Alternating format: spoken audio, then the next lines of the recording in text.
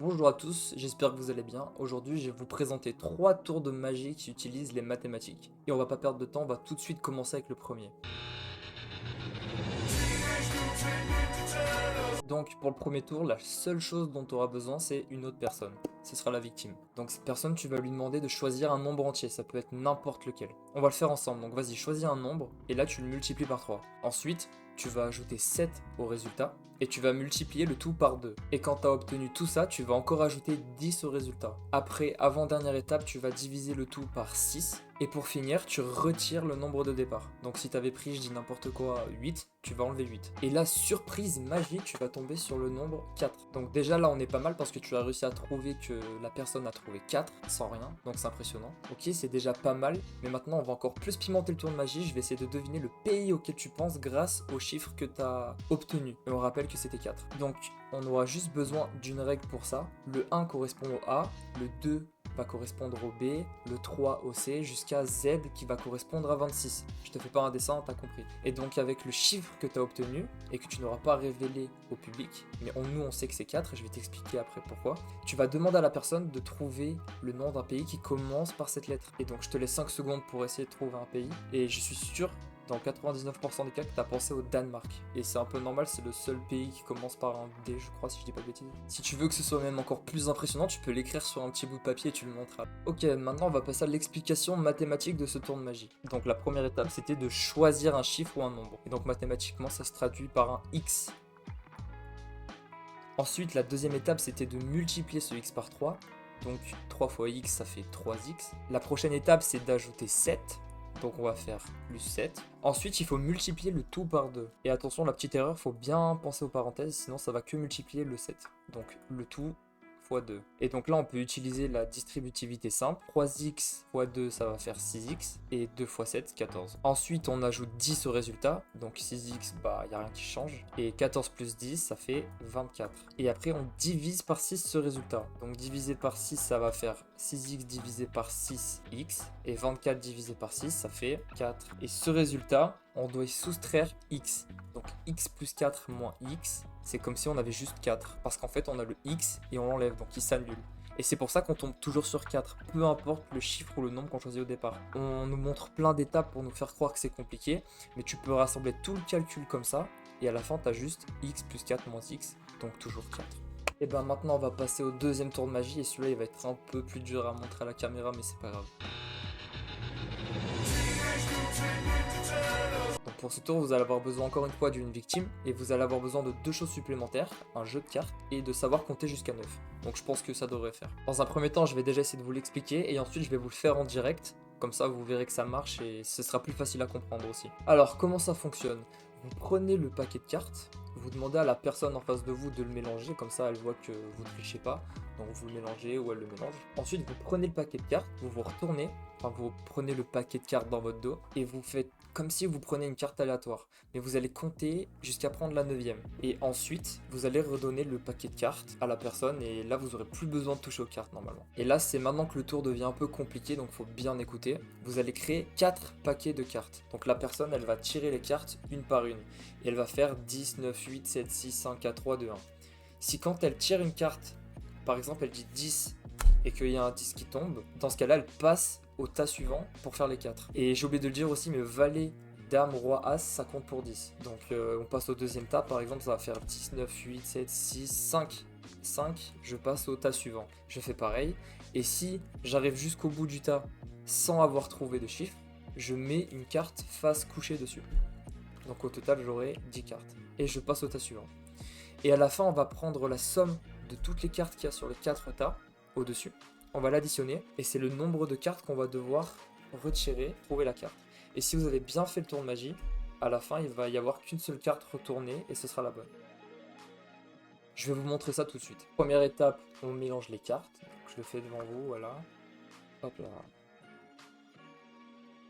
Bon, je vous laisserai le faire de votre côté, ou vous demandez à l'autre personne de le faire. Ensuite, vous vous retournez, et là, c'est comme si vous prenez une carte aléatoire, mais vous comptez jusqu'à 9. Donc 1, 2, 3, 4, 5, 6, 7, 8. Et là, il y a la 9e carte qui est à droite. Donc la 9e, je la prends, je la retourne, et je remets les autres cartes dans le jeu. C'est dans le sens. Ouais, c'est bon.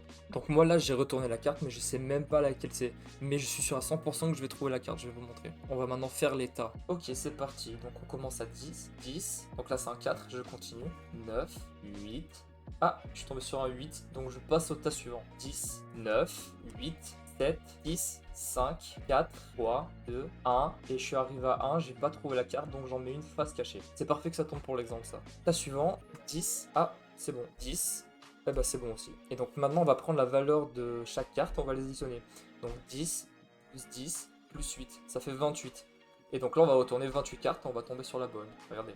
1, 2, 3, 4, 5, 6, 7, 8, 9, 10, 11, 12, 13, 14, 15, 16, 17, 18, 19, 20, 21, 22, 23, 24, 25, 26, 27 et la 28e carte. Donc c'était le 5 de cœur. Après, quand vous faites un tour de magie, n'hésitez pas à ajouter du drame, de l'effet, en mode je sens que je vais trouver la carte au bout de la 28e. Et pour l'explication de ce tour de magie, j'aurais bien aimé vous en donner une, mais j'en ai trouvé absolument aucune. La personne sur laquelle j'ai vu le tour de magie, elle n'a pas expliqué comment ça fonctionnait, mais j'imagine que c'est encore une histoire d'algorithme. Et en fait, quand on prend la 9e carte en partant du fond du paquet, peu importe les cartes qu'on va tirer sur les katas, ça va forcément tomber sur la bonne. Et ben on va passer au 3e et dernier tour de magie. Et pareil pour ce tour de magie, vous allez juste avoir besoin d'une victime et de 10 cartes que je vais vous montrer à l'écran. Et aussi de savoir faire un peu de calcul mental, mais ça devrait aller. Donc voilà les 10 cartes en question. Je sais comme ça, à vue d'œil, ça a l'air assez compliqué, mais je vous jure que c'est super simple. Donc la première étape, ça consiste à laisser la personne choisir un chiffre ou un nombre entre 1 et 100. Peu importe, ça peut être 1, 3, 98, 50. Ça n'a aucune importance. Et ensuite, vous allez demander à la personne d'écrire ce chiffre ou ce nombre sur une enveloppe, un bout de papier, peu importe, comme ça elle ne pourra pas tricher. Et après vous allez lui demander de lire les cartes une par une qu'il y a sur l'écran, les 10 cartes, et elle va devoir vous dire toutes les cartes où il y aura le chiffre ou le nombre qu'elle aura choisi. Donc pour l'exemple, on va imaginer que la personne a choisi le nombre 22. Donc elle va zioter les cartes une par une, et à la fin elle va vous dire qu'elle a vu son chiffre ou son nombre sur cette carte, qu'elle a pris 22, il est ici, et cette carte. 22, il est que sur ces deux cartes. Et vous allez regarder la personne et vous allez lui dire, monsieur ou madame, vous avez choisi 22. Et la personne va péter un câble parce que vous avez choisi le bon numéro. Et c'est sûr à 100%. Et maintenant, je vais vous expliquer pourquoi. Donc ce tour de magie, on peut l'expliquer grâce au théorème de Zeckendorf. Je sais pas si je le prononce bien, mais c'est le bon théorème. Et donc, qu'est-ce qu'il dit ce théorème? Eh bien, il dit que tout entier naturel non nul s'écrit de manière unique comme la somme de nombres de Fibonacci non consécutifs. Donc, un nombre entier naturel non nul, c'est quoi? Bah, nombre entier 1, 2, 3. Naturel, c'est tous les nombres positifs, donc ça peut pas être un -1, -2. Et non nul, bah, ça veut dire qu'il ne peut pas être égal à 0. Et s'écrit de manière unique comme la somme de nombres de Fibonacci, bah, la somme c'est ça plus ça plus ça. Et Fibonacci, la suite de Fibonacci, c'est on prend un nombre ou un chiffre et on lui ajoute le chiffre de juste avant pour avoir le chiffre d'après. Par exemple, 1 plus 1, ça va faire 2, 2 plus 1, 3, 3 plus 5, 8, 8 plus 5, 13, etc. Je ne vais pas la faire en entière. Et le théorème, il dit que pour tout nombre inférieur à 100, on peut l'écrire avec une somme de nombre de chiffres de Fibonacci. Et c'est pour ça qu'on va forcément le trouver. Parce que si tu regardes bien sur les 10 cartes, à chaque fois, les premiers chiffres ou nombres, c'est que des chiffres ou des nombres qui apparaissent dans la suite de Fibonacci jusqu'à 100. 1, 2, 3, 5, 8, 13, 21 et 34. Et les autres. Donc pour mieux expliquer, on va prendre l'exemple avec 32. 32, si tu fais bien attention, ça n'apparaît que sur les cartes qui commencent par 3, 8 et 21. Parce que la décomposition en chiffres nombres de la suite de Fibonacci, c'est 8 plus 3 plus 21. Ça va donner 32. Et donc il n'apparaît que sur ces cartes. Et en fait, c'est ça pour tous les nombres. On a pris tous les chiffres et nombres jusqu'à 100 et on les a décomposés en chiffres ou nombres de la suite de Fibonacci. Et on les a placés sur les cartes en conséquence. Et c'est aussi pour ça qu'il y a des cartes où il y a 50 chiffres et numéros, et il y a d'autres cartes où il n'y en a que 20-30. Merci d'avoir regardé la vidéo jusqu'au bout, n'hésite pas à essayer les tours en vrai, et si ça a marché, dis-le en commentaire. Et même si tu connais d'autres tours en rapport avec les maths qui pourraient intéresser d'autres personnes, n'hésite pas à nous les partager. Merci.